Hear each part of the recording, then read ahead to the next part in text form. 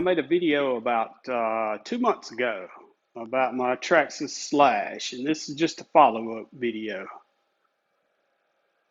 Here's my Traxxas Slash. You can tell I've really given it a rough time. It's 2 months old. I've ran it probably 4 to 5 days a week, every week. And I run it in a real rocky and dirty place.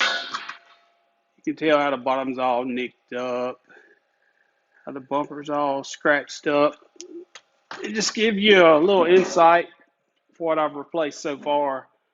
Right after I got it, let me move this light a little bit. First week, probably the second day I've got it, I heard a funny noise, and it was actually the pinion gear came loose right here under this cover, just the Allen screw, and all I did was take that cover off, tighten it back up.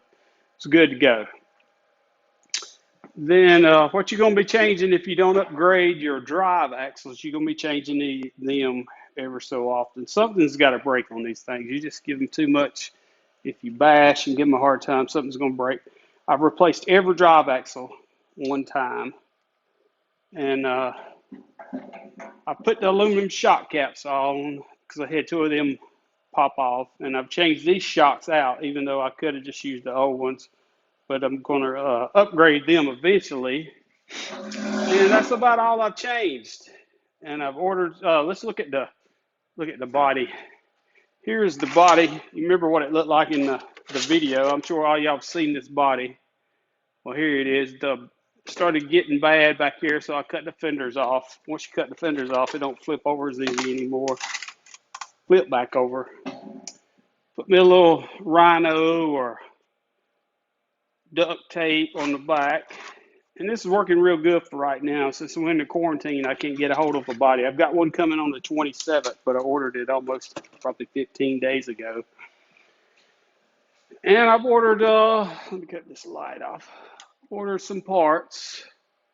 See there, I got an extra set of tires, and just because we're in this quarantine, I try to keep a little bit of parts. Got a bunch of drive axles. There's them extra shocks, the stuff to rebuild the shocks with. Here, let's see what's back in. And down here, I got a lot of the front end parts. There's a part to rebuild the linkage to the bell housing. Here's some of them rod ends. Some of them things. Got an extra drive shaft. Bearing carriers. Some more linkages. I think these are either the rear or the front bearing carriers. Some extra wheel nuts. This is just some of the things I thought I would like. Keep on hand. Extra slipper clutch. What do you call that gear? A couple gears. That's the one that come with it. That's the extra one. Some washers. A couple bearings.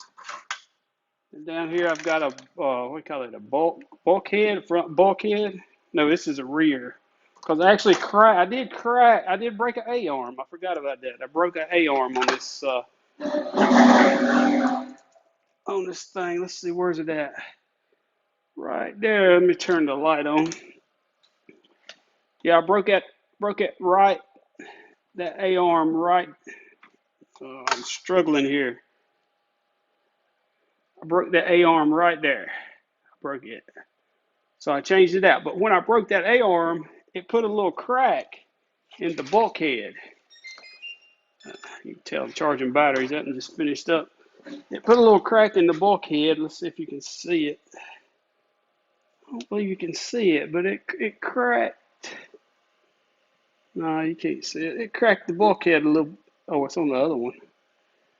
Yeah, it cracked the bulkhead a little bit. Not enough to change it, but enough to make me order another one just in case. And I got some extra shock towers, body mount, a bulkhead, and these are just, as these things break, you can actually hold on to some of them and make two out of one, like on this new one. right here. Let's see if you can see it. Sometimes this part will break on one, then another time this joint might break. So keep your old ones, keep the good side that's still good, because sometimes it breaks here and sometimes it breaks here, and you can take your spares and make you one out of them. And right out here is where I run most of my RC cars, or RC car. That's the first one I've ever owned. And as you can't tell because it rained real hard last night, but it's real rocky out here. It's got all I'm doing is kicking up rocks. It's real rocky. And I bought some of these ramps. I think they're called. Let's see. I don't want to get out in that mud. I think they're called 8010 or 1080. Yeah, that's about the perfect size for a 10th scale car. 1080. I bought two of them. I picked them up used on like one of them apps. I think it was OfferUp or Let Go. I was using some other ramps, but they wasn't big enough.